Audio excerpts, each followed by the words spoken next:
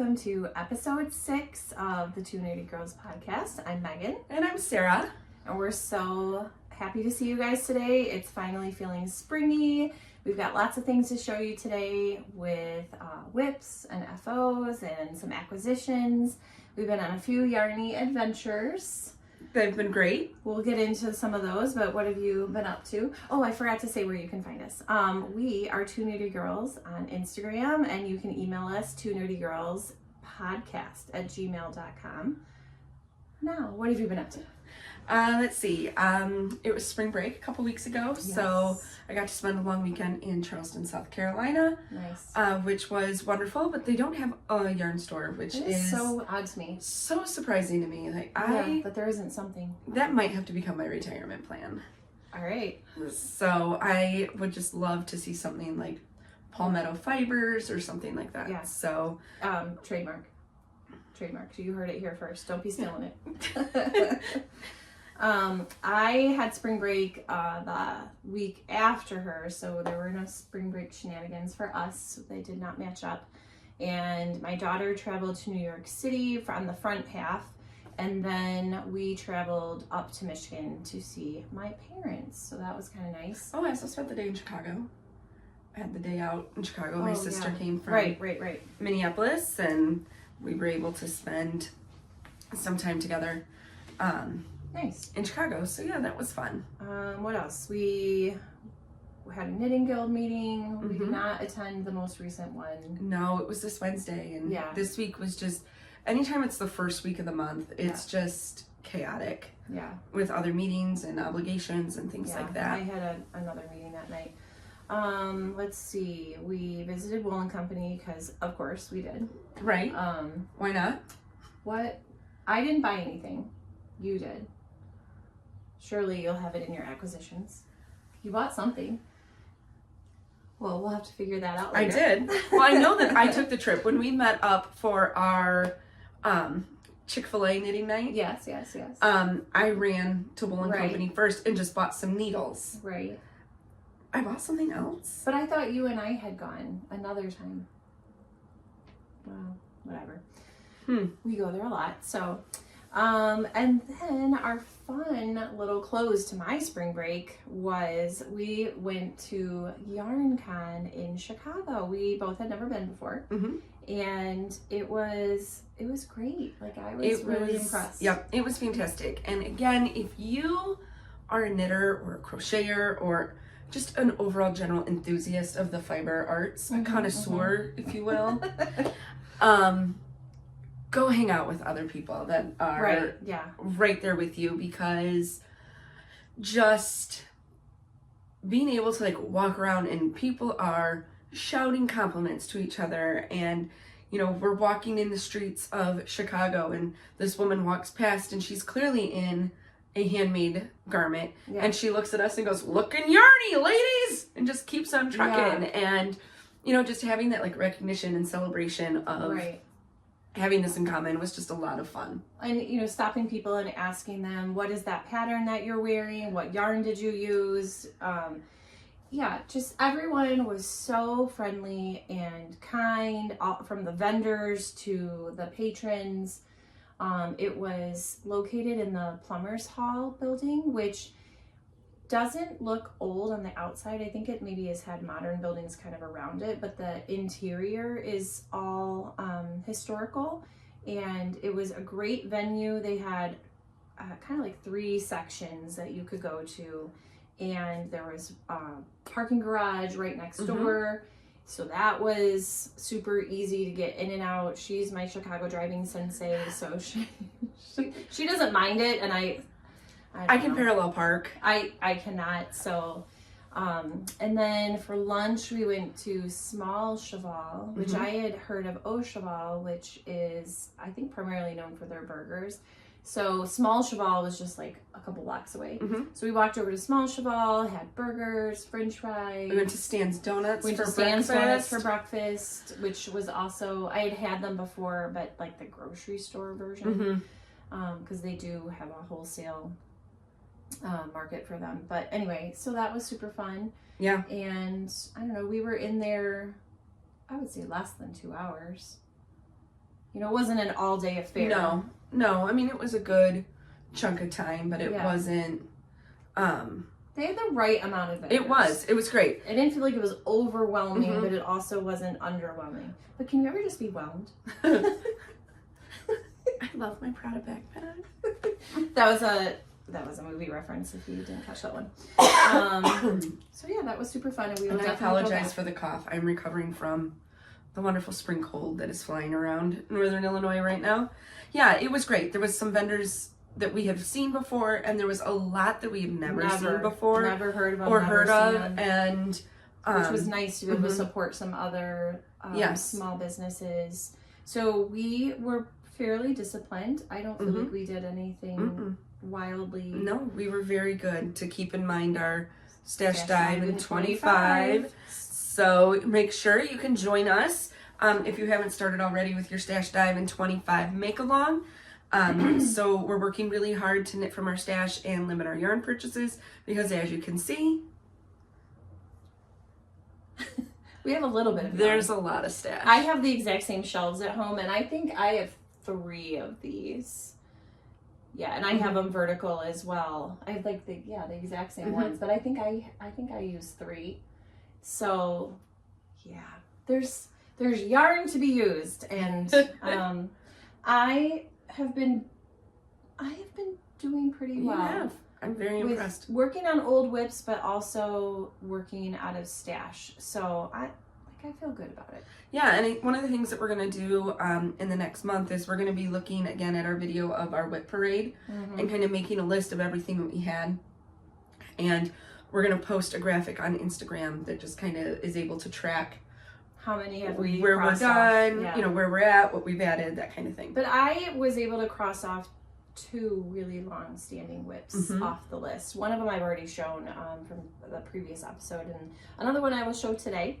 But let's move into what you're wearing, which she wore this to YarnCon, and it was highly admired, which is super fun when you work really hard on something. Super fun. And people recognize that it looks cool and they're excited about it. And ask about the yarn and the dyers and everything else. So this is the Anchor Sweater by Petite Knit, and I am going to stand up because it is done in a fade. So it is 8 different pineapple yarns that I put together in a fade. So it starts with this bright pink and ends with a bright grass green. So it was my first sweater I made for myself, and I absolutely love it still. Like it's just makes me happy with all the bright colors that I have. We did a buddy knit on that, and I made the same sweater and also did a fade, which I think we have a couple yarns that were the same, but mine starts with blues and moves down to pinks. So I'll have to wear mine sometime because it's too warm to wear it. I am wearing the Clockwork Shawl by Stephen West, and I bought a kit from Stephen and Penelope, right? Yeah. Oh, yeah. Stephen Penelope, because he has a brick and mortar store in Amsterdam. And I bought the yarn as a kit because at the time he was giving his painting with yarn shawls book away for free, signed by him if you ordered a kit. So I was like, yeah. So I ordered a kit. This is his bicycle wool, his fingering weight, and it knits up amazingly. I feel like it looks so much more professional than I actually am. It's a lot of garter stitch, which I love. So obviously this striped garter stitch, and there's short rows, and then there's some slip stitches happening to make this part here. It really is more like a long skinny shawl that could be worn more like a scarf. So there's lots of different styling that can happen with it. So then Needles at the Ready, who I love, Kevin and Ray, I'm sure most people have heard of them. If you have not, check out their podcast on YouTube. They are amazing, hilarious. I love them. They were doing a knit along with the Clockwork Shawl in conjunction with the time change last spring. So that spurred me to make it. And you actually did it in the... And I did. I finished it. You finished it in as, the time of the make-along. As the make-along. So, but it's very soft, very squishy with the garter, very wearable. I have reached a point in my life where I like cannot stand anything close to my neck. I feel like I'm being choked, but this is not bothering me at all for whatever reason. It's very lightweight. It is. And the colors are like... Your cup of tea. They are, but I was going to try to remember the names. Oh, sorry. I don't... It's like rose witha and powder, maybe, something like that. But it's obviously a lighter pink and like a dusty pink. So I love it. Love it. I also wore this to YarnCon. All right, so let's get into some finished objects. How many do you have? Unfortunately, I actually don't have any here with me today because I have you gifted them all. Gifted them or sent them away. But I had 1, 2, 3, 4, 5, 6, 7. I finished 9 hats since our last episode. Wow. So I did a couple of again, excuse the dogs, they're protective. Lotus flower beanies by Bee Knits Handmade. And I used hedgehog fibers for those in size 11 and 13 circular needles. These are part of Stash Dive 25 for the most part. Some I did buy some supplemental yarns. All of my Lotus flower beanies had palms by Erin Gates and the Three Birds Yarn Studio, except this minty and anemone one, which I used a new palm by FF Fab Units that I found on Etsy called After Dinner Mint. So I will link all that. So I have 3 lotus flower beanies that I finished.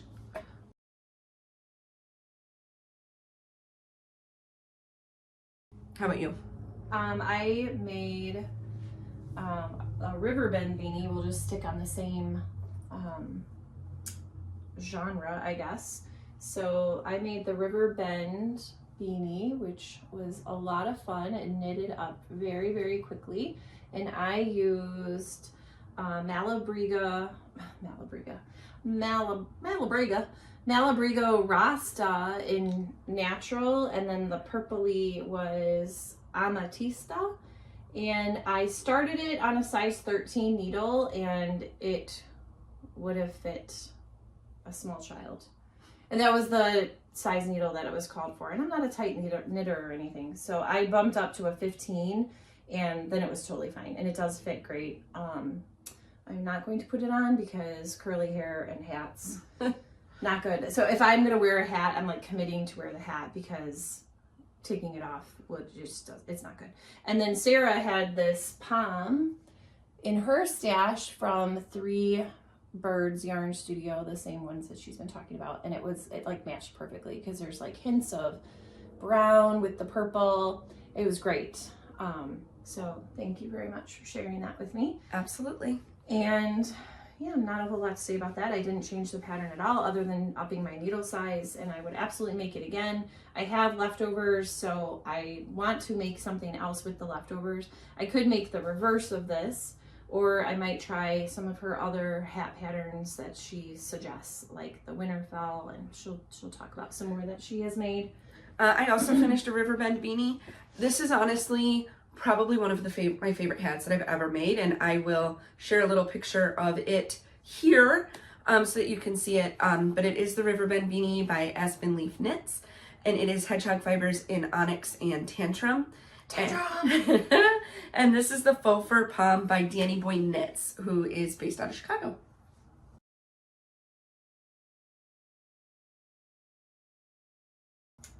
All right, and then I made 4 firsty hats. 3 are in this ever popular rainbow. Yeah, the rainbow color, which is the one that always goes first. The kids love this colorway the most. Boys, girls, doesn't matter. And then I did one, I had started this on the last episode, and this was cherry blossom, I think it's called. Cherry blossom. Mm-hmm. So kind of more springy colors. I love that one. But the Firsty Hat production is on hold because I was just told that I'm changing grades next year. And I am going to be moving to second grade, and I'm excited about that. And I'm hoping maybe to take my first graders with me to second grade, but that has not been approved by administration. So until I know what's going on, I'm not going to keep making hats. Right now, I think I have 11 done. So this is on hold until I know, because obviously if I'm bringing the same class with me at Christmas, I'm not going to give them another hat.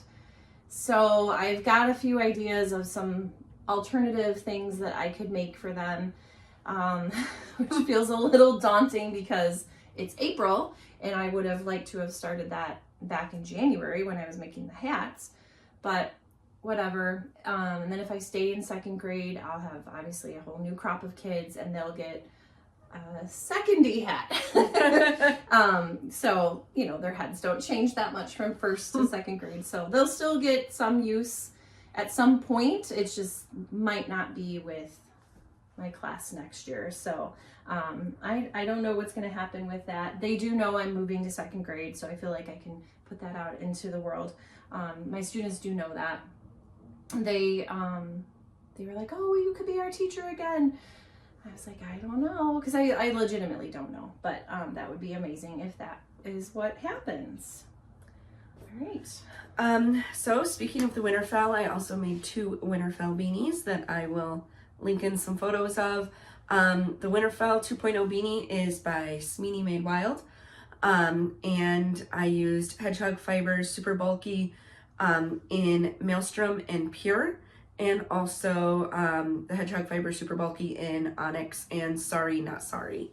And so both of those were requested by customers for those colorways, so it was fun to make. And they also have Palms by Aaron Gates of the Three Birds Yarn Studio.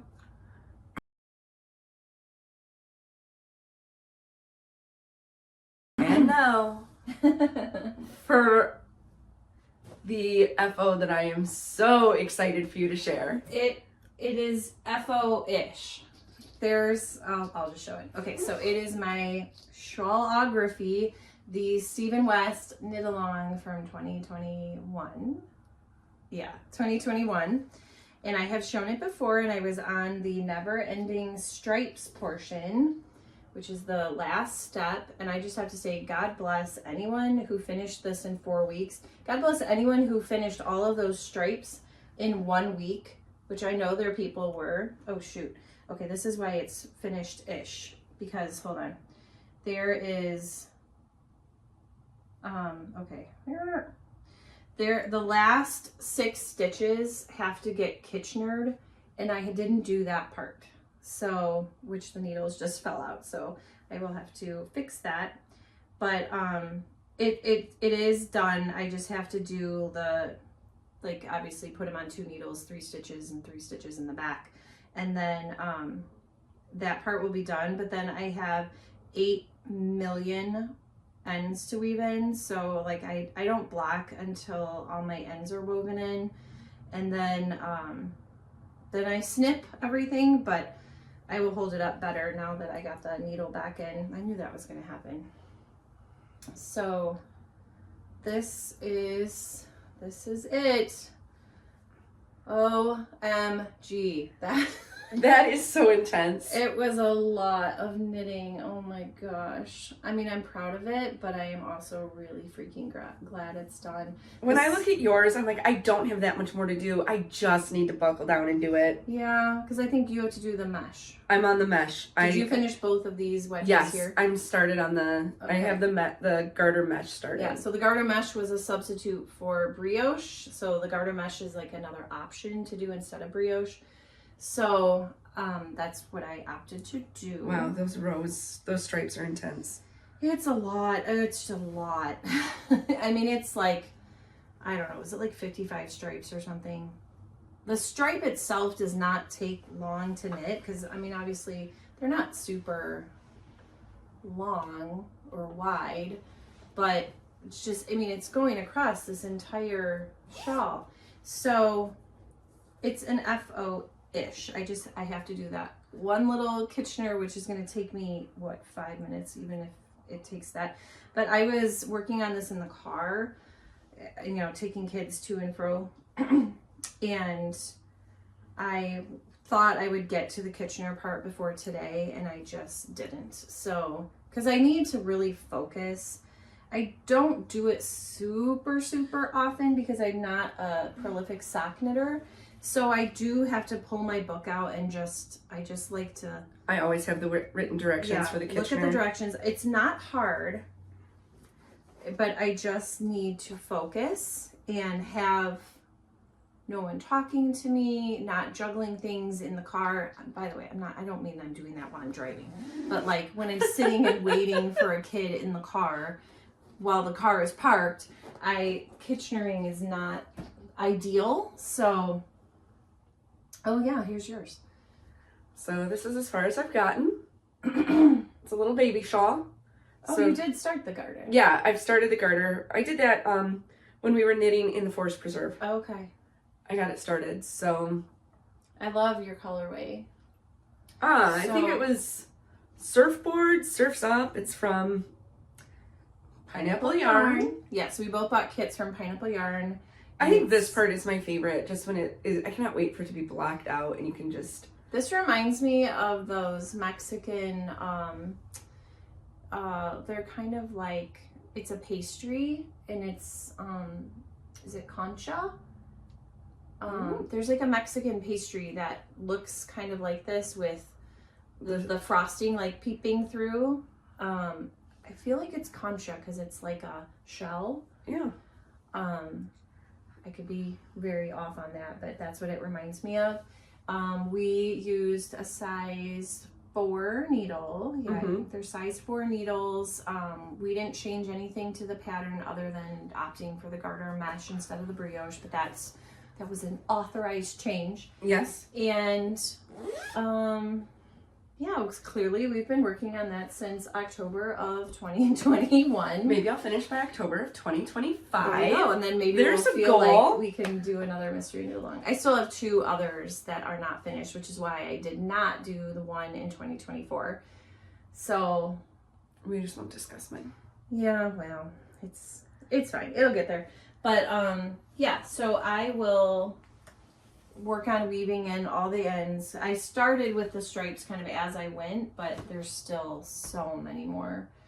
I mean, it's just going to take me a long time. And I honestly don't mind weaving in ends, but I am a little daunted by just the sheer amount of them and how I'm just like ready to move on. So that is it for me for FOs. I have 3 more hats that I finished. The first one is the Apricity beanie by Weird Sheep. That's in Malabrio Rasta in Matisse Blue. First of all, I love the bright blue colorway that it was in. That's what captured my attention first. And then the reason I chose the pattern is I am, we have fully owned our nerdiness. I mean, it's called Two Nerdy Girls for a reason. I consider myself a collector of cool words. And apricity is the feeling of the warmth of the sun in winter. Okay.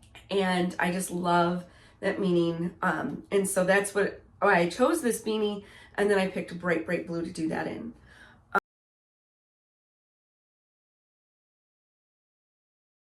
I also have a newborn hat by Robin Devine, which we've made several hats by her.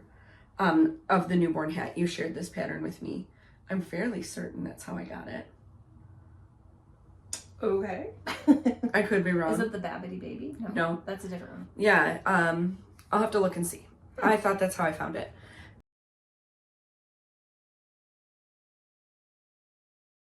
And then the Sierra beanie by Crystal Nieves, and that was in Hedgehog Fibers, Graphite, and Hawk, and they're super bulky as well.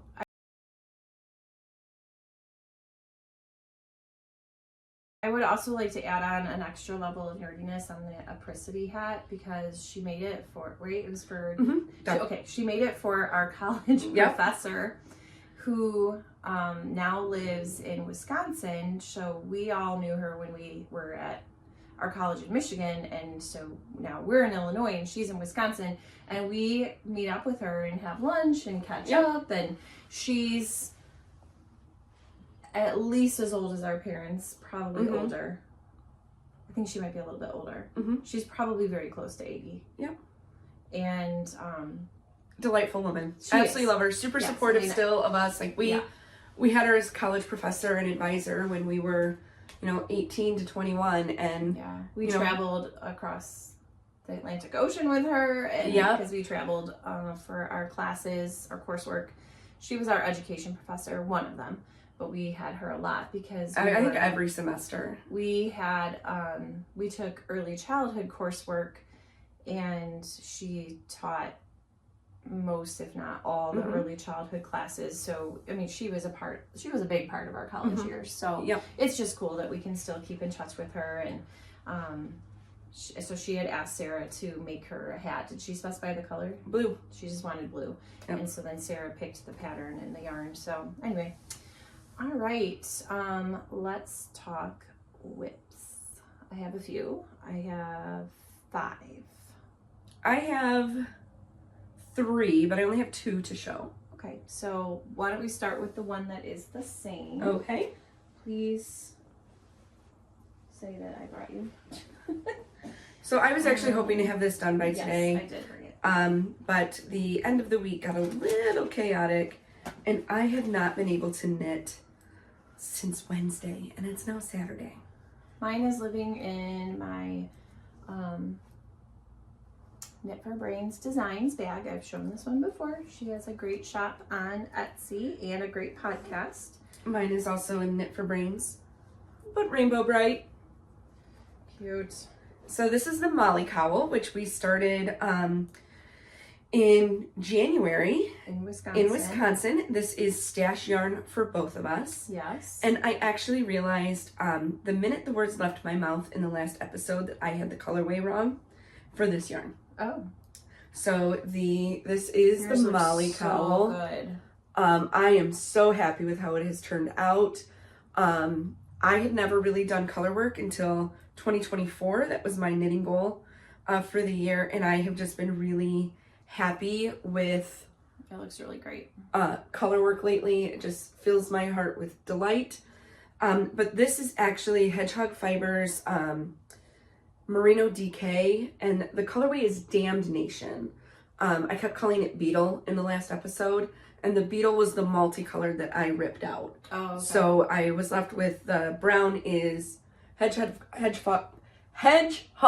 Fibers Damned Nation, and the tan is DK Farm Twist by Madtosh, and I am using a size 6 needle. What's the colorway on the Farm Twist? That is a great question. No, I'm curious. It's really pretty. It's got a lot of, believe it or not, speckling. You have the label. I have my band. Wow. Mars Rover. Oh, okay. That was unexpected. I did not expect it to be called Mars Rover, but when you look at it like out of the it does have, it's really pretty. Marsy. I understand the color name when I look at it out of the project. And this is mine. Mine is oh, it looks quite chaotic on the screen. It is a little easier to see, I feel like. Well, I took a picture of it and you could see the pattern more, but I'm using pineapple yarn in pink hibiscus and All Is Bright. And I am obviously not as far along as she is. I'm a little worried about the width. Mm-hmm. This seems very narrow. Yours seems much wider. This is this was my traveling project.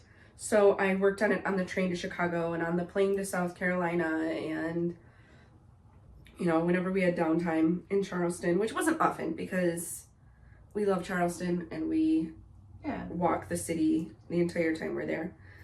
But yeah, I also have had concerns about the width. Mine looks like half the size of yours.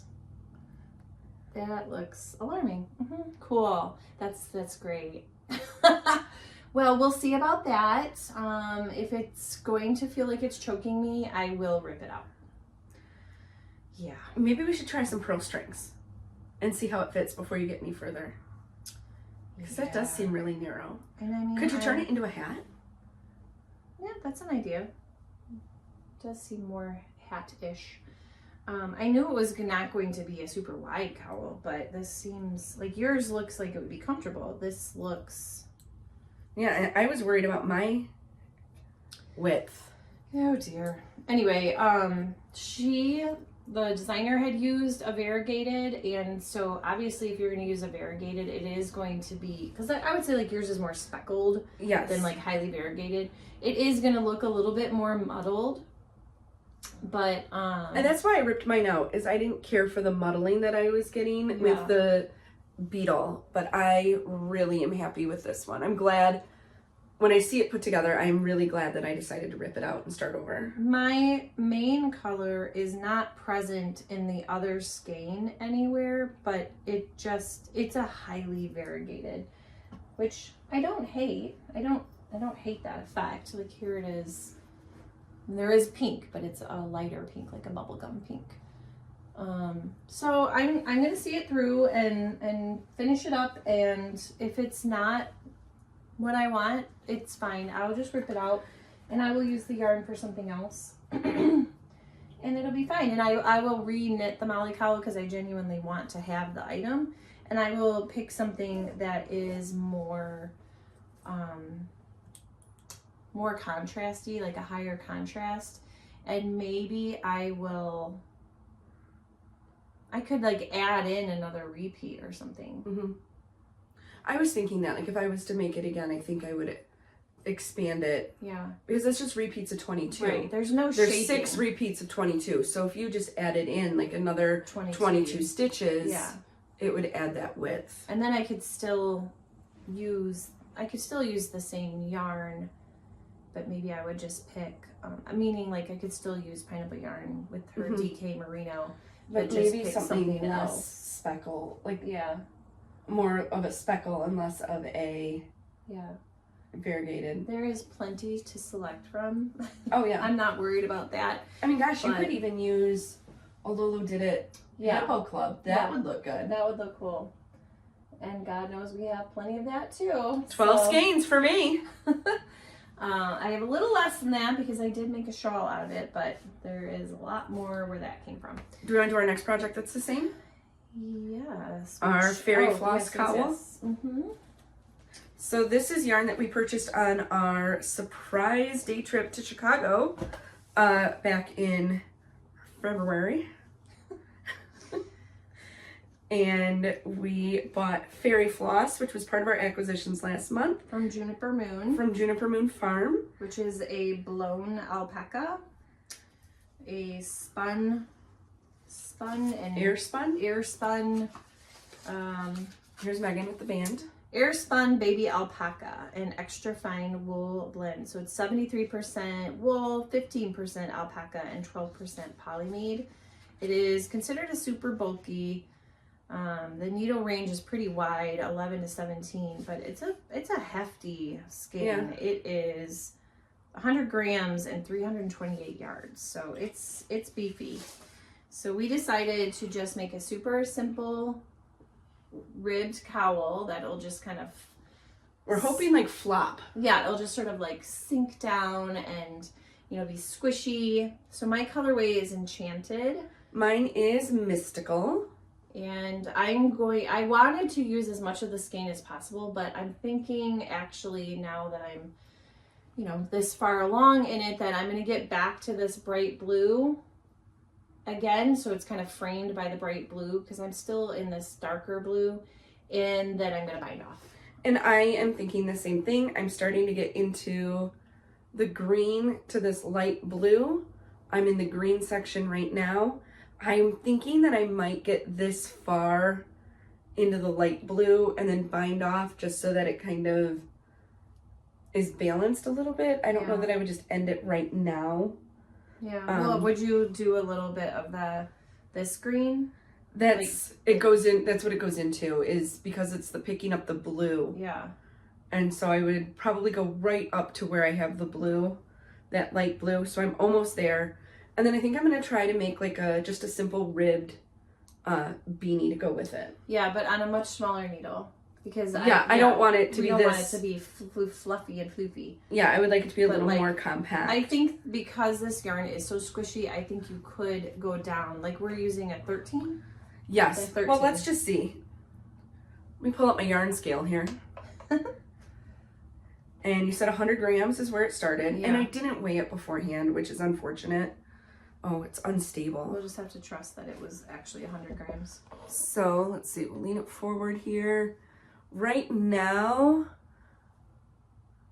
I still have 32 grams. So I would imagine I would be able to make... What is mine? A beanie. I mean, I know this is why you guys came to the podcast, to watch us measure yarn and weigh it. I mean, heck, if you were at our Chick-fil-A yarn date, this is what we sat at Chick-fil-A and did was... Yeah, which we'll get to. We're going to talk about our next project. That project. But that is what we sat and did, was measured and wound yarn. You're at 39. Okay.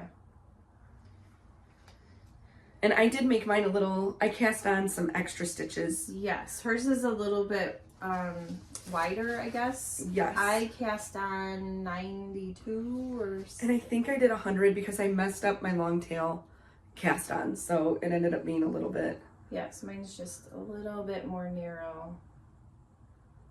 So I mean, I do have a wider neck, so you know, need a little extra space there. So yeah, super mindless, easy. I think it's going to be delightful to wear it. We were having a discussion about whether blocking would lose the squish factor, but I'm going to risk it. Because I still think I would like to. I think I might block it, but do more of a, not a wet block per se, but more of a steam block because of the acrylic that's in it, and maybe not have it lose a bunch of fluff. All right. We'll see. All right, what else? I can talk about my next one. I also have shown this before. It's the Hue Shift blanket, which alternates from being worked on extensively and going into hibernation. This is my second one I've ever made. I've talked about it a lot before, but this is what the original concept was, which was rainbow colors with a black garter stitch border. It's a great pattern. The mitered squares are very easy, very addictive. And they're your jam. I love them. And it's knit in quadrants, 4 quadrants. So I'm on the 3rd of the 4 quadrants. And I have actually done quite a bit since the last time I showed it. I think I maybe only had like 10 squares done. Oh, wow. So I've added on. Okay, and I know that you always bust my chops because I am unsure about your colors, but it looks pretty impressive on camera. Yeah, it's very graphic, obviously. Yes, and I think that's what's so interesting about showing yarn projects on camera is they look so different. Yeah, you can see them in a different light. Yeah, so it's very interesting. It's a little hard to discriminate, but there are different colors. So you have a main color in this row, and then a main color moving up. So like this dark brown color goes all the way across and mixes with each other color, and then this kind of chestnut color is the main color that goes up. So it works like a quadrant, like, you know, you go across and up, and then where those touch is what 2 colors you match up. Are these falling off the needle? Oh, they are, yeah. Here, do they have to go on this end? Yeah. I knew I was in the middle of a row, and then I was working on this while my son was in his cello lesson today. So anyway, it is my goal to finish this in 2025, and I have the other quadrant is 25 squares. It's 100 squares altogether, and then the border. So it is very doable and realistic for me to finish it in 2025. And as long as I am enjoying it and eager to work on it. I will keep working on it. And is that a worsted weight or it's sport? Yeah, okay. I forgot to say it is Knit Picks Brava Sport, which comes in a bazillion colors. Mm-hmm. But I was gonna say this is my version. I made the rainbow version originally, and I loved it. And then I picked my own colors and made my own. I actually did it in Google Drawings, made my own grid and like mapped out my own colors. So mine will be the 4 quadrants, all the lighter colors will come to the middle. So I'm hoping that that looks cool, and like it'll fan out to the darker colors, and then the border is going to be like a deep burgundy color. I'm really excited to see it all put together. I think it's gonna be okay.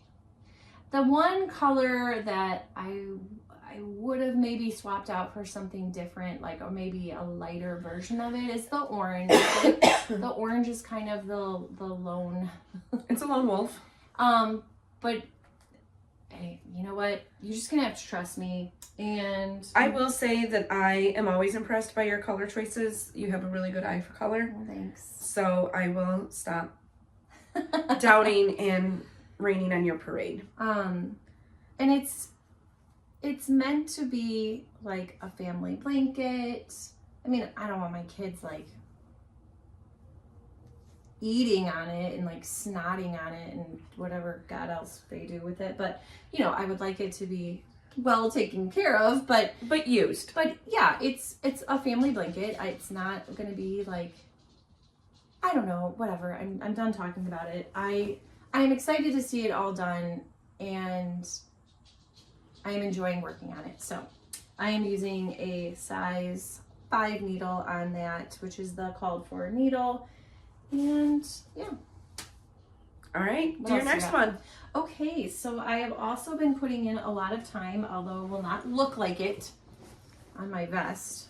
So I don't remember how far along I was on the front the last time I was here. It doesn't matter because I pretty much ripped back all the progress that I had made. So this is the Everybody's Vest, and it is in a book called Hip to Knit, which is down here. Oh no, maybe I took it out. Huh, I wonder where that went. You've shown it before. I know, but like, where is it now though? Did you leave it in your, were you knitting in your car? No. I'll have to figure that out. But anyway, it's in a very old book called Hip to Knit. It was the first knitting book I think I ever bought. But I liked the vest because it was very simple. It was kind of what I was looking for. I'm using Kelburn Woolen's Lucky Tweed, and the color is Fog. I'm using a size 7 needle. I think I used like maybe a 5 on the ribbing. And I have the back finished. The back does not have any of the cabling. It goes this way, yeah. So yeah, that's the back. I cannot wait to see this all put together. I'm getting there. I hope I made it long enough. But it is wool, so it can be manipulated a little bit in the blocking process. The reason why I'm a little uncertain about fit is because the pattern calls for a DK or a light worsted, and I have an Aran. So I am making one size smaller than I probably would normally make to account for the fact that I am using bigger yarn. So at a larger gauge. So like all the things I make, we'll see. Hope it works. So anyway, I was working on it at my parents' house, and I had made a mistake that wasn't a super noticeable mistake, and so I was just gonna live with it. And then the more I worked on it, the more I was like, this is just not gonna fly. And then I had made a mistake in the cables. It's probably talking. And I was like, well, for sure, I gotta fix that. Because like this kind of checkerboardy pattern, you know, like, I didn't think it would be easy for a mistake to get hidden there. Yeah, because I had done 2 rows instead of 3. Mm-hmm. So, but it wasn't, it honestly, it took me a long time to figure out where I had made the mistake. But the cable is super obvious if you screw that up. So I ripped out probably 2 to 3 inches while I was visiting with my parents. And I know that I'm not back where I was because all of this that's wrapped around the cake is everything that I ripped out. So yeah, there's a lot there. There's a lot there, but I fixed everything. I made myself my own lifeline because I went visually down like the row below where I had seen the error, not the cable error, the original error where I was off in the block patterning. And I made myself my own lifeline with the smaller ribbing needle. I just went and picked up the right leg of every stitch and like the upper bump of the purl, because you alternate between knitting and purling. And that worked out well because then I could just rip and then know that my other stitches were relatively safe. So there was just a lot of like intricate like surgery, basically just making sure that everything got back on the needles and was oriented the right way and figure out where in the pattern I was with the cable and blah, blah, blah. It all worked out.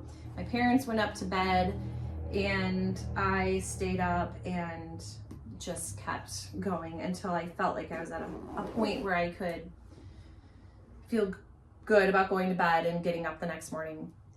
Excuse me, I'm a little tickle. And could just like get back to work. So I haven't done a ton on it. I've done maybe like 1 full repeat since then.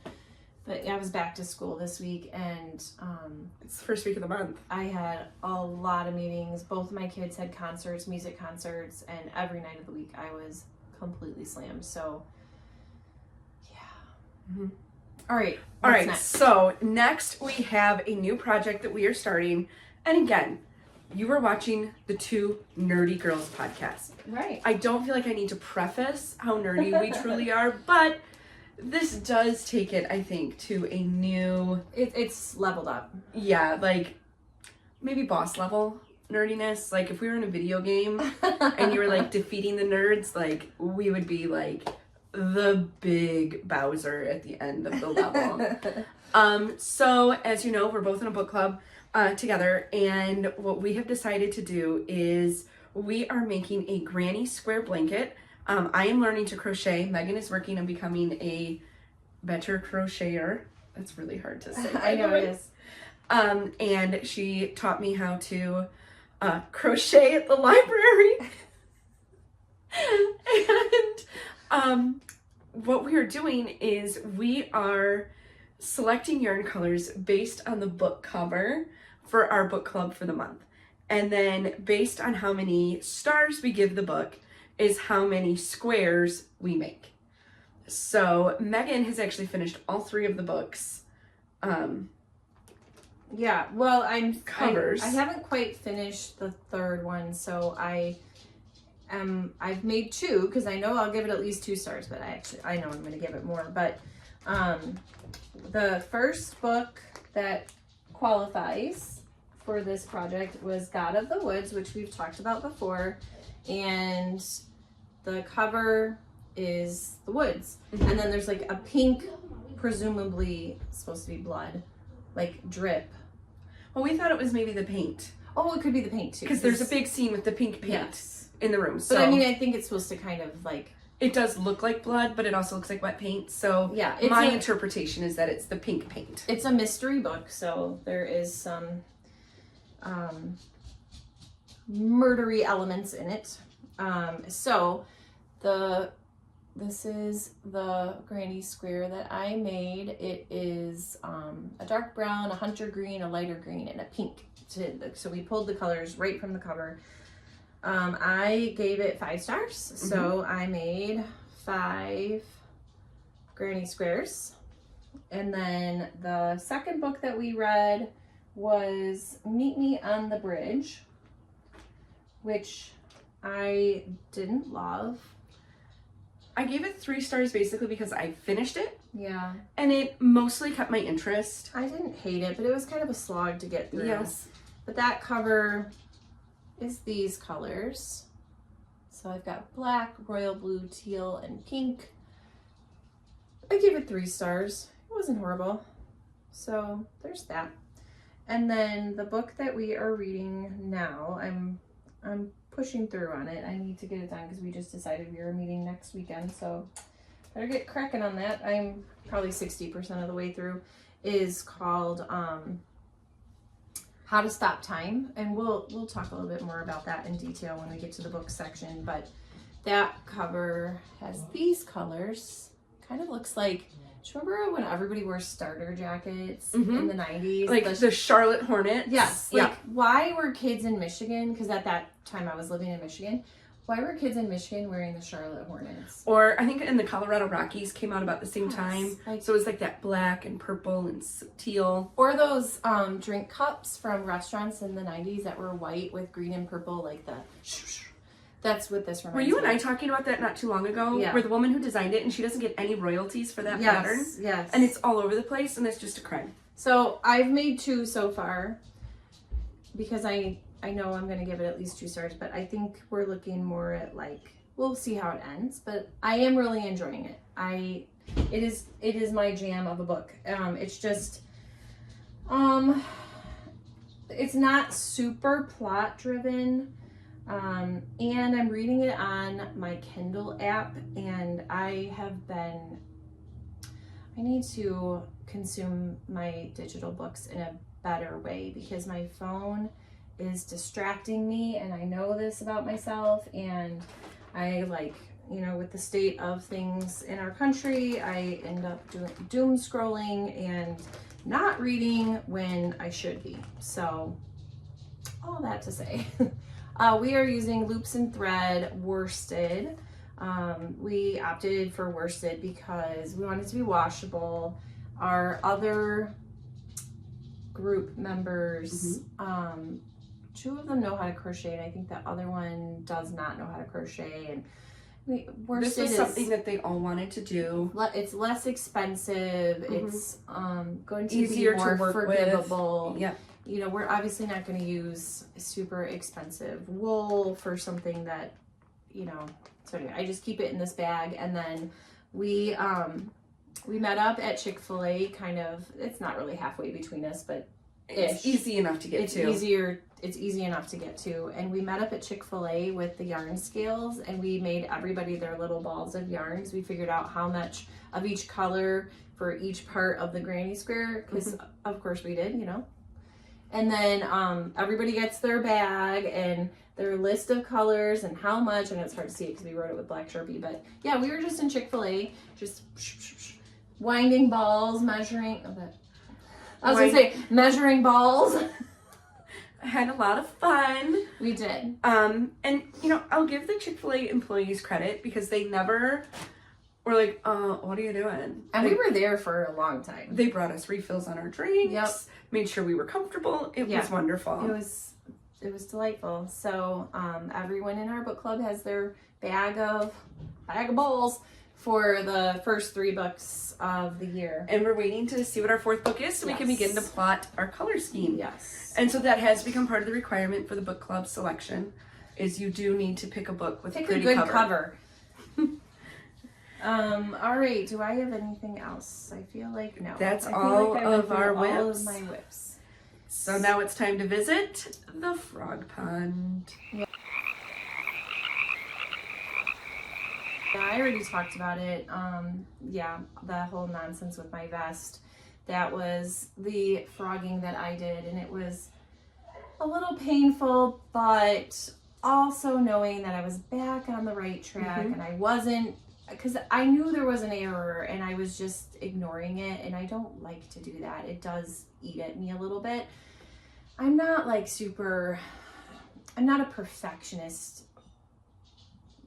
No, I wouldn't say I'm a perfectionist, but if I make a mistake and I know it and I can fix it, I would rather fix it. I wouldn't say perfectionist, but you have high standards. Yeah. And we both have done that, where we try to talk ourselves into, I can live with this mistake, this will be fine, this is okay. And then we have both, on more than one occasion, ripped something completely out because no, I cannot live with this mistake. Yeah. So, and I think that's what it came down to. And you know what? Everybody is the boss of their own knitting, and everybody gets to make that decision for themselves and should make the choice that is best for them. If it really doesn't bother you, go on. Yep. But if it does bother you, then go back and fix it. Otherwise, you'll never be happy with it. Just yarn. The yarn still exists. And if we all love knitting, which we do, that's why we're here, it really just means more knitting. It does feel a little frustrating when you're like, oh, but I'm not a process knitter, I'm a product knitter. I really want the product. So it does feel a little frustrating when you're set back with time in order to have the product. So, but I do feel much better about it, and it's fine. It's fine. You don't have a deadline. No. So whenever it gets and done, it's it for gets me, done. so it's not like somebody's waiting for it. Yeah. All right, well, let's get into the things that we have acquired. Our acquisitions. I am really proud of myself, everyone. Like, I feel very lean this month. Yeah. Very lean. And I don't have a ton. On my acquisitions, and I am very happy with that. So why don't you go ahead and get started with your first couple of things. So the first one I have is this adorable bag from Knit for Brains. It is a vintage looking fabric with ladies and younger girls knitting. I love it. We saw this fabric actually at YarnCon several times. Somebody else had made bags out of it, so it must be kind of going around. But I'm happy to support Knit for Brains. She does a great job. I like when she puts these handles on. I'm starting to acquire bigger bags because I really want to make more garments. And so the inside is kind of that day glow green color. So that was one that I didn't get at YarnCon, but acquired it since the last podcast. Keep going with your bags. Right, They're adorable. I'll just follow the bag theme. This one I did get from YarnCon. This has the clear vinyl panel, which I've always wanted to have, because then you don't have to play the guessing game of what's in here. And this bag, oh look, I didn't even notice this. It has this cute little sheep pull. I don't know if you can even see that. And it's all kinds of knitting sheep. Aren't they so cute? And then she's got it in two versions. The pink, the inside is the pink, and then the outside is black. Is it the exact same? I believe it is. I think it's the exact same fabric, just with a different background. And then obviously this great zipper, or not zipper pull, but just a strap. And then, so yeah, it's got that vinyl. And so funny-ish story is I was saying to Sarah at YarnCon, I'm like, I just really want to make more garments. But I know that I have sweater quantities of yarn in my stash, but I don't really know how much. I just feel like I keep accumulating it, and then I buy more, and I'm like, oh, but it's for a sweaters quantity. It's not just, I'm trying to get away from like the random skeins that we all get because we see something beautiful. So I went through my Ravelry queue and made, I found out you can organize your queue into folders, because I was like, why has no one thought of this? Why can't you do it? And then I was like, oh, duh, you can. So I made a folder of patterns that were queued that I have the sweater quantities of yarn for. And I was like, I don't know, it could be like 5 or 6. I don't know. How many was it? It's 31. But I will say there are some that have multiple options. So like it might be a sweaters quantity, and maybe there's like 3 patterns connected to it, that when I feel the urge to use that yarn, I will just make that decision of like, okay, this is the one. So it's not really 31 quantities, sweater quantities. It might be like 25. There's a good amount. 28. There's a good amount, but I genuinely do. So I had my eye on getting bigger bags that could fit a sweater in. So then we happened upon this other bag maker. Her bag brand is Daisy Bags. And so this one is also big, but what I liked about it is it's the plastic canvas, or it's got, what did like, she call it? She had another word for it, but basically you can like wipe it. So like if it gets a little dirty, and then she has these little quotes. Like the waxed cotton? No, it's not waxed. It's definitely, I don't know, whatever. It just reminds me of like the tablecloths my mom would put on the table in the 80s. Yeah. But I love the closure on it. Yeah, I'll show you that. The quote is, if I can't take my yarn, I'm not going. She had different ones. Some of them were naughty. So I didn't get that. Not because I didn't appreciate the naughtiness. It just means I can't take it to school. So she showed us that it has this like ring and hook inside, which it's a little tricky to like get it in there, but once you do, then it holds it open like a bucket. So then if you're making a sweater, obviously you're going to have a good amount of yarn in there, and so it makes it really nice to just, your yarn can move freely out of it. It's got this great grosgrain ribbon strap and the little colorful sheep. They're so cute. I didn't intend to buy 2 sheep bags, but obviously that's what was speaking to me. Oh, and the inside is blue with blue polka dots. So I just thought the quality was really great, and I liked that it was big and sturdy and I could wipe it off, because bags do get a little grimy if you're hauling them everywhere you go, which we do. So those are the bags. All right, so I will go with my February and March Broadway Club from Lolo Did It. In February, we have West Side Story, and it has become mangy down there. A little disheveled. So I'll have to wind it. It's really pretty. And then each of the mini skeins, like I've talked before, have a name, while the larger one is, West Side Story. The fun orange here is Krupke, which is fun. Krupke. Officer Krupke. And again, like, I love all of these yarns. I have no idea what I'm going to make with them. Yeah. I have many months now of Broadway Club yarn, and I don't know, like, do I just go hog wild and make like a wild mitered square blanket? Do I don't know. I don't know what I'm doing with it. So that's a conundrum.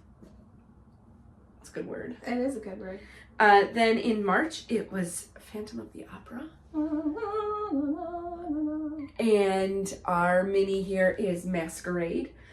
So again, this is the original fingering weight from Lolo Did It, part of the monthly subscription to the Broadway Club. And I am really excited to see what April's is, because I have enjoyed that subscription. All right, so for yarn, it's all yarn that I got at YarnCon. I will show 3 of them at the same time because they're from the same dyer. I have 2 different colorways of Gems Luxe Fibers, and I think she was out of Mississippi. Yeah, Vicksburg, Mississippi. So she came a long way to Chicago. And this is rhodolite, which I wasn't sure what a rhodolite was, but we looked it up, and it is a kind of garnet. Yes, it is a kind of garnet, and it's kind of a pinky color, so that works. And then, so I have 1 of that, and then I have 2 of a coordinating color, because it's got those magenta speckles, and that is In the Beginning, and it is her Luxe sock. It is a 75, 25, 463 yards. So it's your standard sock yarn. But what I am going to do with this is I am going to make the Hey Sailor tee by Andrea Mowry. In her most recent episode, she's wearing the Hey Sailor tee, and hers is kind of a cherry red color, an orangey red color with cream. And I loved it. I think it's great, but I decided to go with pink and then a little bit of speckling. And yeah, that was my goal, was to find yarn to make the Hey Sailor. Knitty McPurley podcast, she's doing a knit along for the Hey Sailor, which starts on the 20th. And I don't know if I will cast on then or not. I'm not looking to do the knit along with them, but it's just, if you're interested. But yeah, the Hey Sailor tee is adorable. It's mosaic knitting, so it's got we've been loving mosaic knitting lately. So it's very graphic, But and the buttons give us an excuse to go to the button store. Yes, the Chicago button store. It's not the Chicago button store. It is a button store in Chicago. Soutache, yeah. And what's cool about it is you can wear the buttons in the front or the back. So there was a lot of versatility with it, and it's just so cute. And I haven't purchased my yarn yet, but I will be making it as well. I have a couple of dyers that I'm looking at and have some stuff thrown in carts waiting for decisions to be made. So we were really excited. We went to the Fangirl Fibers booth, and they had a blind date with yarn and a book. And I didn't bring my book in with me, but you purchased a package that had a book and a skein of yarn. Again, you can't see it. You can't see it. It's all sealed. It's sealed up, and we were so excited. We ripped ours open right there in the booth, and then went back and had a really great conversation with the owners of Fangirl. I think she just works there. The woman that we were talking to, I think she just works there. But I shouldn't say just works there, but she they're up in Wisconsin, and she has a podcast, Sock Witchery. Mm-hmm. And so check her out. She was super friendly and was just as excited to see what we unwrapped. So my book was Wanderlust by L. Everhart. That sounds like a fake name, but it's about I think it's grumpy sunshine trope, forced proximity. Forced proximity. Yeah, they are forced to go on a trip with each other. And let's see the yarn. Then the yarn is so good. It's called Rollerblade Barbie, which I'm pretty sure my sister had Rollerblade Barbie back in the 90s. And it is their 80-20 weight, fingering weight, 400 yards, 100 grams. And it's totally something I would pick up and enjoy. So I don't know what it's going to be yet, but I'm excited to work with it. Fangirl Fibers was new to us. I heard of them, but I had never met with them or seen their yarn. And we absolutely loved their yarn. Yeah, it was great. I would definitely buy it. And their logo. I mean, check out their logo. It is just so stinking cute. Mm-hmm. And so my yarn here is also the 80-20, and this is Pumpkin Spice Life, which just suits me in my current fall orange era, like I've been saying. And so I am super excited. And they showed me kind of how this knits up. It's very, I don't know, what would you say, micro stripey? Yeah. Yeah. We did our Fangirl Fibers. So now something that has been our heart's desire for months. Yes. We found at YarnCon. Megan and I each bought one, but I'm going to let her be the one that shows it off. And we are so excited about our doodle knit directory to go along with how much we've enjoyed our color work foray. Yeah, so it's from Pacific Knit Co., Jamie Lomax. And I can't show a whole lot because I don't want to give away any of the proprietary pattern. Yes, proprietary, that's another good word. But anyway, the premise behind the doodle knits is that it used to be decks of cards that were all color work charts, mm-hmm. and they still sell those, but each little deck had a theme. It would be Christmas or Halloween or outdoors. So the doodle knit directory has more I'm wondering if we can. Well, let's show some of the finished items that they have pictured. But the book also has patterns too. So mittens, mitts, cowls, scarves, socks. So you can mix and match. Yeah, here there you go. You can design your own color work by mixing and matching different patterns, and of course choosing your own colors. And so it's really pretty clever. Yeah, they have basic spring, summer, autumn, winter. And they had leaves and snowflakes and these autumn trees. Oh, look at the camera and the log cabin. Okay. Yeah. So I can't wait. It's great. I'm very excited to dive in and, design something. Here's some socks. They have simple color work, but also obviously something more intricate. And you can make it work based on what you need. So. Yeah, and there's different weights given. The mittens are adorable. Oh, I love the hat. I don't want to show her charts, but look how beautiful the hat is.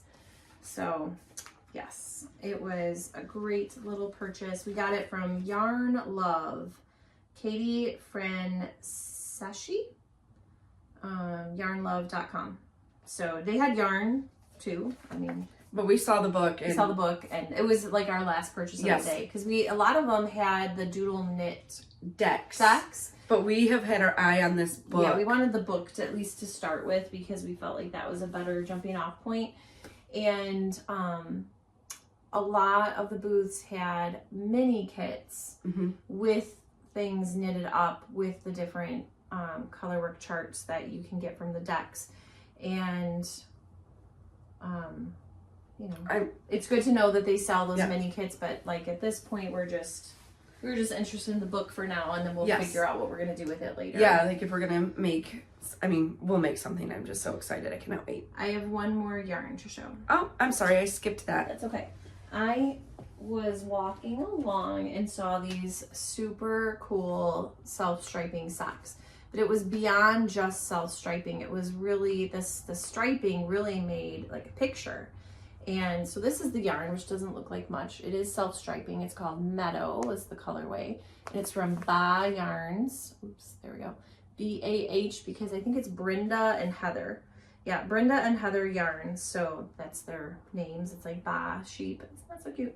But anyway, the socks, they are like a grassy meadow. They have a picture here. Yeah, it's, I don't know how well you'll be able to see it, but there's like grassy meadow, which goes into like floral, and then blue sky, and then a rainbow in the sky.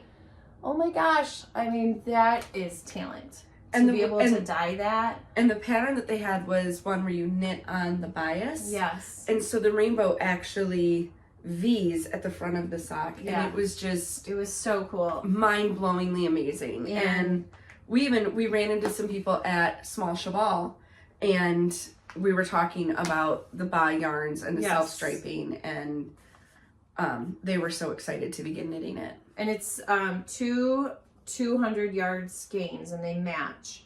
So it's about 400 yards, and it's fingering weight. It's a 4-ply fingering weight. And it's in their Tough Toes colorway. Or no, sorry, base. Tough Toes base. And then they also gave me the sock pattern for free with purchase, and they automatically added it to my Ravelry library, which was awesome. I just love like that level of customer service where it was just so seamless and easy, and you're not like, oh wait, what was that pattern? What was I gonna make with it? So I think I'm gonna give them to my mom. I need to weigh carefully if she will wear them. I've made her other socks, and I think she has worn those. I'm gonna frame it as Wizard of Oz socks. That wasn't what they were going for, but that's what it spoke to me as. Like all it needed was like a yellow brick road. But my mom is a just big Wizard of Oz fan. We went and saw Wicked together one time when I was visiting back in December, I think it was. November was Thanksgiving. Yep. So anyway, I think I'm gonna give those to her because I don't wear socks, and I feel like someone who wears socks needs to wear socks that are this amazing, that they're like art pieces. Yes, they really were. So I think she'll think they're cool. So yeah, that was like an impulse buy. I wasn't looking to buy sock yarn, but they had them made, and they were on like a sock, like a foot model, and I was like, wait a minute. Yeah. What are those? I like literally stopped in my tracks. So, all right. Moving on to reading and watching, because we love to hear all of other podcasters, what they're reading and watching. We'd love to hear from you too. Leave us a comment on what you're reading. If you've read any of the books that we are talking about, what you thought of them. Let's see. I was smart this time, and I put mine into currently reading and finished. I'm currently reading More Than Words by Mia Sheridan, which is the third book in the Love Meets Destiny trilogy, and I figured out that it's not based on storylines or characters, but that all the characters were like brought together through destiny. Okay. So they don't connect in any way other than that theme.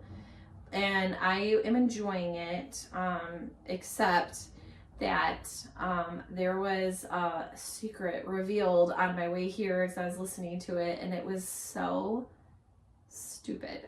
I was like, this is dumb. Like, and this is the secret. I don't want to say it on here because in case somebody reads it, like it's a fluffy romance book. So it's not like a brain bender by any means, or like literary fiction by any means. But this little plot twist, I was like, you have got to be kidding me. This is so dumb. I'll tell you what it is when we're done filming. Okay. I just don't want to ruin it for someone else. And then we talked a little bit about How to Stop Time, which is our book club book. That was the one that looked like the Charlotte Hornets starter jacket. That is by Matt Haig. He wrote The Midnight Library, which I loved. And this How to Stop Time was my selection, so I hope everyone doesn't hate it. But just very briefly, it's about a man who he doesn't age. And he's been alive since like the 1590s. And it goes back, it flashes back and forth from different times of his life and history to modern time. And he's also in the quest to find his daughter, who he was told has the same condition as him. I'm only like 60%-ish through. You have finished it, so you didn't love it. I didn't love it, but I didn't hate it. It's a 3-star book for me. The premise, I think, got me hooked. Like, I was really intrigued by the premise, but I was disappointed by the overall execution. Like, there's so much time where the main character just is like, but I don't age and I can't fall in love. And it is repeated over and over and over again. And I was talking to Megan just how nothing is happening in the book. It's like, not there's heavily plot driven. There's not a lot of plot. And I said, no. And then I started listing some of the things that have happened. And she's like, well, that sounds like a lot is happening. I'm like, you would think so, but no. Well, there's a lot of flashbacks to different points in his life throughout history, and he does rub elbows with some pretty influential historical figures who at the time maybe were a little influential, but time has given them more influence than maybe what they had at the time that he knew them. And he also is connected to another person who has the same condition as him, who is much older and is perhaps a shady character. He feels a little shady. There's a little shadiness there, but I don't want to give away too much. But I am enjoying it. It's giving me vibes of Addie LaRue. The Invisible Life of Addie LaRue. The Invisible Life of Addie LaRue. So, which I loved. That is definitely like a top 5 favorite book I've ever read in my entire life. I think I might reread that, actually. I totally would. I totally would reread it. It was fantastic. So there's elements of that, like what I liked about Addie LaRue is also kind of present in this book, where, you know, this character is spanning time. Addie LaRue is immortal, so that part is a little different, and then there's a twist there that I don't want to give away in that book. She's immortal versus he's not immortal. He is mortal. He can die. He is very much mortal. He just doesn't age. I also read Trouble in Paradise by Ellen Hildebrand. Love her. I will read everything she writes. She is retired, but I think she did write a book with her daughter, which I haven't read yet. This one is number 2 in a trilogy that takes place on the island of St. John in the U.S. Virgin Islands. Oh, that's an unusual setting for her. Yeah, she usually does Nantucket, so this was a little bit of a stray. And love her. Like, she's like potato chips for me. I just keep reading, keep eating, and yeah, nothing but glowing praise for her. Again, we're not reading brain bending fiction here. This is all like enjoyable. I mean, we have somewhat stressful jobs, and reading is an escape. So my other book that I am currently reading is a book I'm reading with my students. Speaking of escapes. I planned it. good setup. The Wild Robot Escapes by Peter Brown. So The Wild Robot made it into the movie theaters in the fall, and kids have been just captivated by The Wild Robot. I love the whole series. We read the first one together. It was the second time I had read that, and I loved it, and I'm really enjoying The Wild Robot Escapes. I've read other picture books by Peter Brown, and I have enjoyed those, reading them with my kids, my own like children that I gave birth to. And because I call my first graders my kids too. But anyway, blah blah blah. It's very enjoyable, and there is a third book.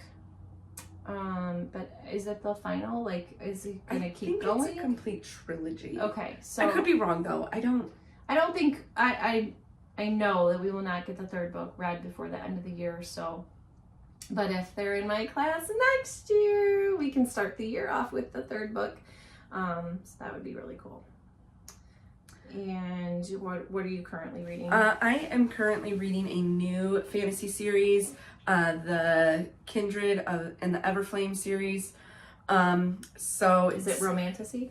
Yeah, it is romantasy. I'm currently in the third book. It's called Heat of the Everflame by Penn Cole, and I'm second guessing the author's name. If it's wrong, I will correct it in the notes down below. I'm pretty sure that's right. I don't know why I'm second guessing it, but it is the third book. It's romantasy, which is one of the things that we have a little bit not quite in common. Yeah, You're not a fan, and I really do enjoy it. It's just not my thing.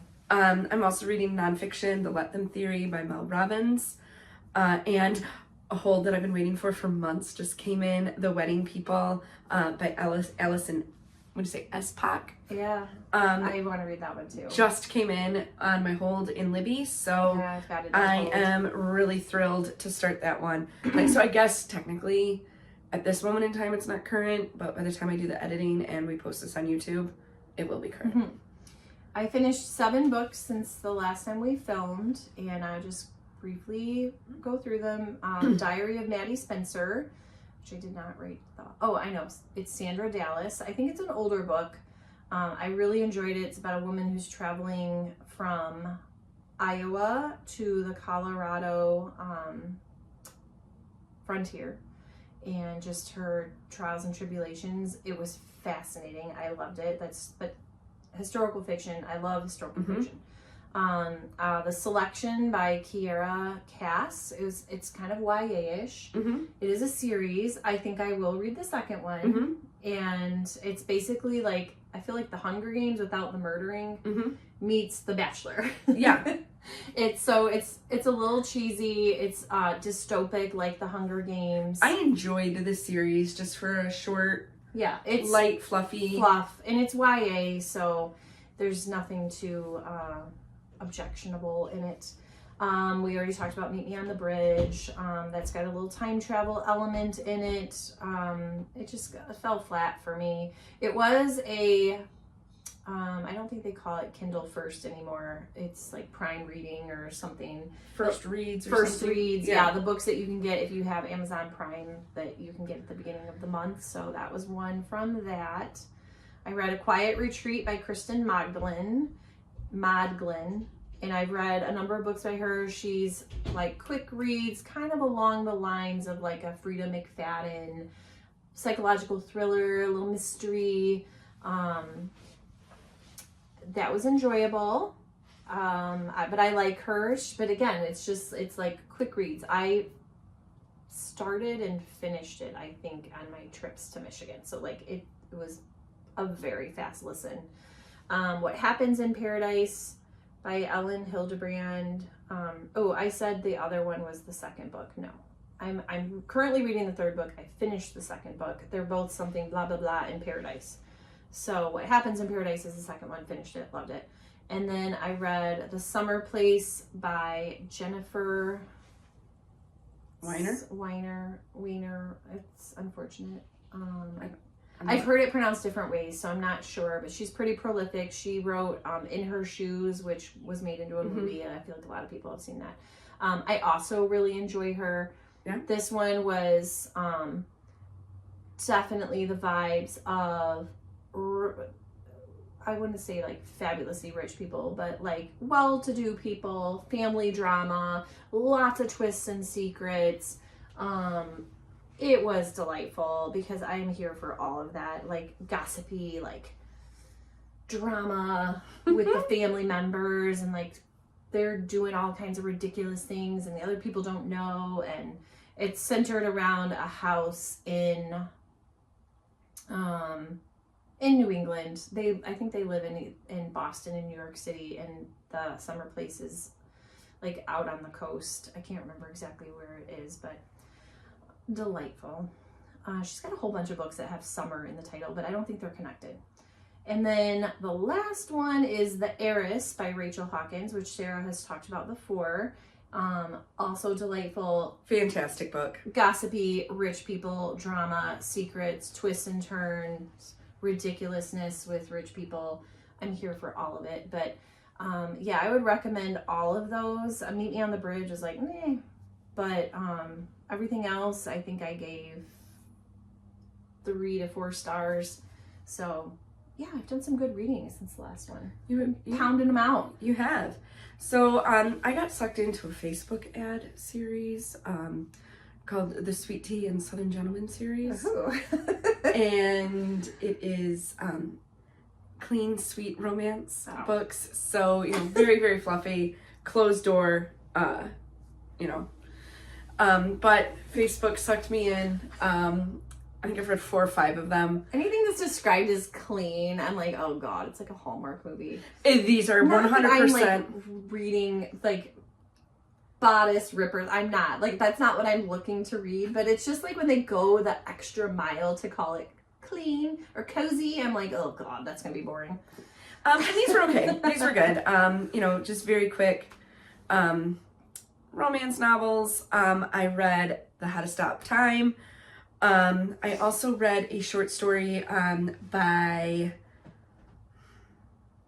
Abby Jimenez. Thank you, Abby Jimenez. Yeah, she had a short story in the first reads. Yes, that was and she has a new release. I know, it's on my Kindle. I can't wait to read it. We pre-ordered, but we have not read it yet. And I am a little bit like savoring it. I don't want to jump in right away. Because I read her books probably in 24 hours. So good. So good. I love them. The Fall Risk was the name of the short story. Kind of a ridiculous premise, but a really cute story. I did enjoy it. And then I read one of the worst books I have ever read. Which was one of the ones that I had put up for selection. We picked 3 books. Like, I picked 3 books for the club, and then we vote. And How to Stop Time won, but one of the ones that didn't win was The Most Fun We Ever Had by Claire Lombardo. Which is an ironic title, considering it's the worst book you ever read. Poor Megan, in the 10 days it took me to read this behemoth of a book. It's almost 700 pages. Oh, gosh. And which I did not look at the page count when I selected it. If you could picture Kristen Stewart acting as Bella in Twilight. Gag-worthy. As the style of writing in this novel, that is accurate. Oh, no one finishes a thought. There are dashes and ellipses but I thought you said, but then we did, right? The whole way through. The whole way through. The characters, I didn't care what happened to any of them. They're kind of insufferable. Not one of them. There was not one character where I was like, golly gee, I hope this works out for them. I was like, I hope they get hit by a bus tomorrow. Like, put us all out of our misery. Oh my gosh. It was horrible. But I finished the whole thing. It is a 1-star book that I will bump up to 1.5 because I finished it. Oh dear. And because Goodreads does not allow 1.5, not that I'm on Goodreads anymore, but if I was, I would probably have to give it a 2-star. But I don't know that I could do that. Guys, I cannot recommend this book. Oh no. And if you want a cure for insomnia, oh god, read it. If you want to read about people that you could care less about, read it. If you enjoy when people don't, read it. They don't finish a thought through the whole book. Nothing. No one does. Ridiculous. Ridiculous. And the problems that the characters invent for themselves, I can't. I have to stop talking about it because I'm getting flustered. Okay. All right, now let's move into TV shows. Speaking of flustered. Oh, yes. So we're both watching The Pitt. Spelled P-I-T-T. Starring Noah Wiley, who I fell in love with in ER. Yeah, like in the early 90s. Early 90s. It came out like the same year as Friends, didn't it? Like it's 30 years old now, I think. Yeah, crazy. Maybe 31 years. And he played a young doctor in ER. He plays a seasoned doctor in The Pitt. And speaking of seasoning, he has aged like a fine wine. 13-year-old me had really good taste in men. Really good. Yeah, he definitely is looking good. But it takes place in an emergency room, which they call the Pit. But it's P-I-T-T because it takes place in Pittsburgh. I cannot escape this city. Yeah. And we travel there a lot. What I love about it is each episode is 1 hour in their shift. Which I didn't know until she pointed out to me because I think I've only seen one episode. It's fantastic. But I will get back to it. We have to watch this. On Max? Yes. Yes, on Max. Yes, we're all caught up. We have to watch this week's and we're all caught up. It comes out Thursday nights at 9. I cannot recommend it enough. It is fabulous. I laugh, I cry, I cheer. Like, this is a show that I care about every single character. Okay. It is the exact opposite. Good to know. Of the most fun we ever had. I'm also on Max watching White Lotus, and it's the 3rd season. I did watch the previous 2 seasons. It is missing something without Jennifer. I can never remember her last name. Stifler's mom. Coolidge. Yeah. You look like the 4th of July. Makes me want a hot dog real bad. She is not in this season because she died in season 2. What? Yeah. No spoiler alert notice? I'm sorry. I figure if you're watching season 3, you probably watched season 2. But there is some other repeating characters, and it takes place on the island of Koh Samui, which I only know about that island from watching Meet the Parents. Jack doesn't talk Thai. Jack do talk Thai. Anyway, it is really slow. I really like season 1 and 2, and 3 is a little bit of snore fest. Parker Posey is in it, and she's not trying to be funny, but she is hilarious because she is doing this, like, she's a rich Southern woman from maybe like South Carolina, and she has a Southern accent, and she is really working the Southern accent, and she's like constantly medicated on the show. And her children, well, one of them for sure. It's actually Arnold Schwarzenegger's real life son. It plays her son. And so again, it's like rich people drama, but it's real slow. I'm not wildly thrilled. I feel like I maybe have 1 or 2 more episodes and then it's done. So we'll see how they wrap it up. But I'm like, I'll still watch it. Like season 4 comes. Like season 2 of Bridgerton, I was like, oh, well, that's a snooze fest. But you liked season 3. But I liked season 3, and then when I went back and watched them all from beginning to all the way through season 3 again, because I think I watched season 3 like 3 times, then I was like, okay, like watching it all the way through, and you get to see the whole story arc, then season 2 was more tolerable. But and yeah, watching The Pit. I also watch a considerable amount of PBS to balance my trash.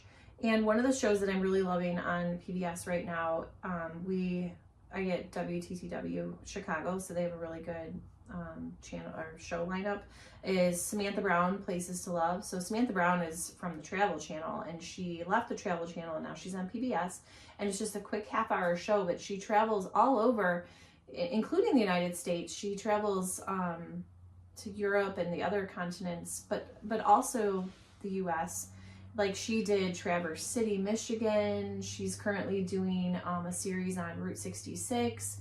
And what I like about it is that she stops at places that aren't the main touristy spots, and she talks to the people, and like the people who make up that community and gets to know them and what they are bringing that's special to their community, and it's not just the big obvious touristy places. There's a little bit of that, but I just really like her. She's just very cute, and so that balances my trash because I still love anything in the 90 Day Fiancé. Still watching Ghosts, Elsbeth, Real Housewives. Talking about Joshua Jackson from Dawson's Creek. He's the doctor. I think we have a thing for doctors. On Dr. Odyssey, which is like a spicier love boat. No, spicy is not the right word because it's still ABC7. Sorry, that's the channel here. It's still ABC. Here it's channel 7. The Pit, going back real quick, The Pit is graphic.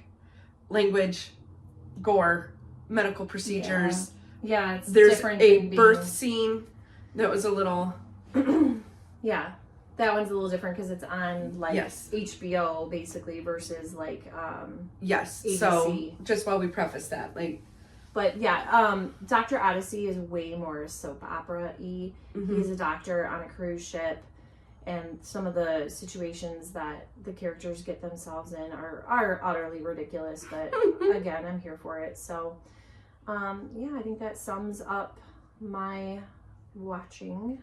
All right. Well, you already know my true crime affections. We've started a new show called Your Worst Nightmare.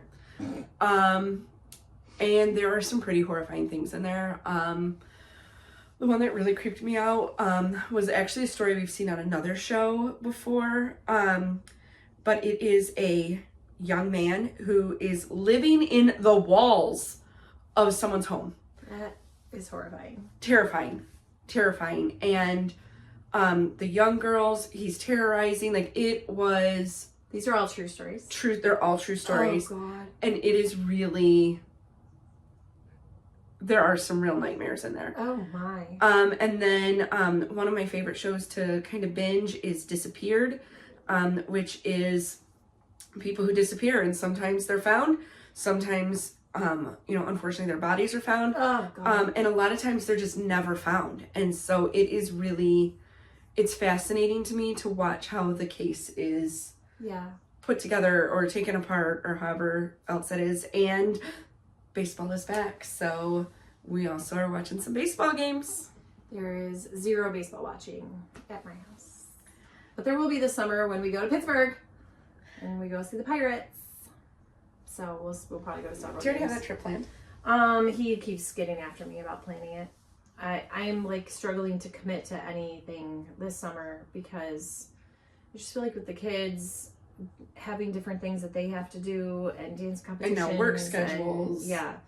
So it's just a little harder to fully commit. My parents want us to go to Tennessee and go to Dollywood, which would be cool. It's just I don't know when all these things are happening. So whatever. Anyway, that is what we have for you. It. So thanks for joining us today for episode number 6. We had a lot of viewers for episode 5, which was exciting. So if you like what we do and say and our level of ridiculousness, please or nerdiness, yes, ridiculous and nerdy, you can share us with your friends. We would love that. So yeah, don't forget to hit subscribe and like and the little bell thing. Comment, let us know who you are, what you're doing, what you're making, what you're watching. We would love to hear from you so that we're not just talking to ourselves. I mean, which clearly all of our videos are well over an hour, yeah, closer we to have 2. No we have no talking problem to ourselves. talking to ourselves. But we'd love to talk to you too. And so until next time, stay nerdy.